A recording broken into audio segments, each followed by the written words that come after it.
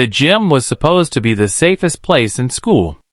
A place where laughter echoed off the high walls, sneakers squeaked across the polished floor, and kids forgot about homework for just a moment. But for Emma, the gym had become the stage for her worst humiliation. The day started like any other. Emma walked into school with her head low, clutching her worn-out backpack, trying to make herself invisible. But she couldn't hide from the bullies, 3 girls, who seemed to take joy in making her life unbearable. They had already shoved her books into the trash that morning and whispered cruel things as she passed by. Emma kept quiet. She had learned that speaking up often made things worse. But this time was different. The bullies wanted a show. As gym class ended, they cornered Emma in the locker room. She tried to slip past, but the tallest one grabbed her arm and smirked. "You think you can just hide all the time? Let's see how brave you really are." Before she could react, they dragged her into the empty gym. The rafters loomed high above, where championship banners hung like reminders of victories she never felt part of. The bullies tied her wrists with a rope and hoisted her upward. Emma dangled above the floor, her heart pounding, her voice breaking as she pleaded for them to stop. They only laughed. Let's see if the little mouse can squeak her way out of this one. When they finally left her there, Emma's fear was suffocating. The rope bit into her wrists. The gym was silent except for the faint hum of the lights. She thought of her mother, who always told her she was stronger than she believed.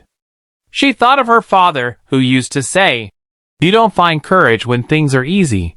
You find it when everything seems impossible." Her arms ached.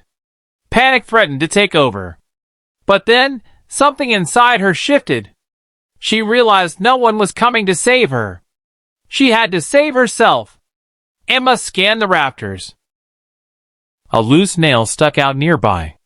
Swinging with every ounce of energy, she managed to press the rope against the jagged edge. It scraped, tore, burned against her skin, but she didn't stop. Her breath came in sharp gasps, tears mixed with determination, and finally, with one last desperate push, the rope snapped. She fell hard to the ground, the thud echoing through the gym. Pain shot up her leg, but she was free. She lay there for a moment, staring at the ceiling, overwhelmed with relief. But freedom was only the beginning.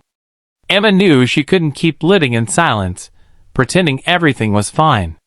The next day, she walked into school, bruised but unbroken. Her classmates stared as she made her way to the principal's office. Her hand shook as she spoke, but her voice was clear. She told everything, every shove, every cruel word, every humiliation, and finally, what they had done in the gym. The school was stunned. Teachers who thought she was just shy realized how much she had been enduring.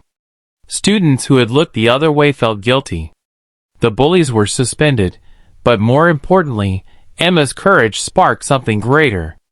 Other students began stepping forward with their own stories, voices they had once kept buried. Emma didn't become popular overnight, and not everyone suddenly treated her like a hero. But she became something far more powerful, a leader.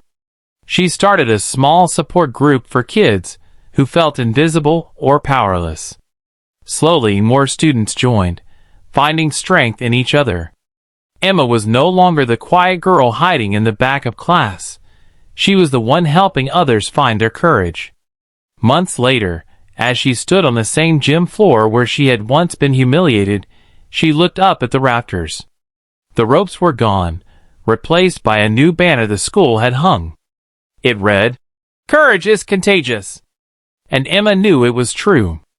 Her daring escape had changed everything, not just for her, but for countless others who finally believed they too could break free. The lesson was clear. Sometimes the hardest battles happen in silence, but when you find the strength to fight through the fear, you don't just set yourself free, you inspire others to rise.